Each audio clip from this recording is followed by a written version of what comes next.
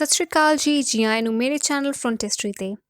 ਨਵੰਬਰ ਐਲਿਸ਼ box 'ਚ ਸੀਗਾ ਇਹ ਲਗਜ਼ੂਰੀਅਸ ਇਟੋ ਕੰਪਨੀ ਦਾ ਸੈਫਰਨ ਸਕਿਨ ਟੋਨਰ। ਇਹਦੀ ਕਿਊਟ ਜਿਹੀ ਸਪਰੇ ਬੋਟਲ ਹੈ ਜੋ ਕਿ ਬਹੁਤ ਹੀ ਸੌਖੀ ਰਹਿੰਦੀ ਹੈ ਐਂਡ ਮਜ਼ਬੂਤ ਪਲਾਸਟਿਕ ਦੀ ਬਣੀ ਹੋਈ ਹੈ।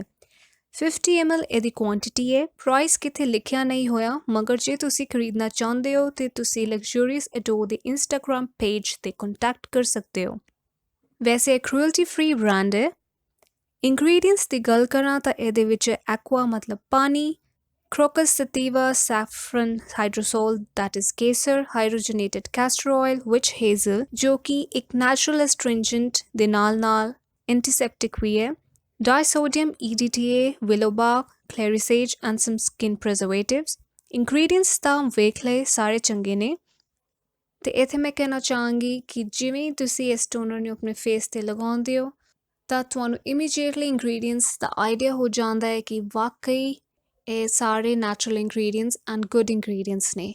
ਕਿਉਂਕਿ ਮੈਂ ਵਿਚ ਹੇਜ਼ਲ ਸੈਪਰੇਟਲੀ ਪਿਓਰ ਵਿਚ ਹੇਜ਼ਲ ਯੂਜ਼ ਕਰਦੀ ਹਾਂ, ਮੇਰੇ ਕੋਲ ਇੱਕ ਸੈਪਰੇਟ ਬੋਟਲ ਹੈ। ਮੈਂ ਕਦੇ DIY ਫੇਸ ਟੋਨਰਸ ਬਣਾਉਂਦੀ ਹਾਂ ਤਾਂ ਮੈਨੂੰ ਪਤਾ ਹੈ ਕਿ ਵਿਚ Hazel the smell and feel ਕਿਹੋ ਜਿਹੀ ਹੁੰਦੀ ਹੈ।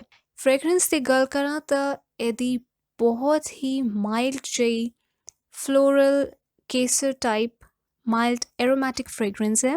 ਇਹ ਬਿਲਕੁਲ ਵੀ ਜਲਨ ਨਹੀਂ ਮਚਾਉਂਦਾ ਸਕਿਨ ਤੇ, ਬਹੁਤ ਹੀ ਜੈਂਟਲ ਐਂਡ ਨॉन ਇਰੀਟੇਟਿੰਗ ਟੋਨਰ ਹੈ।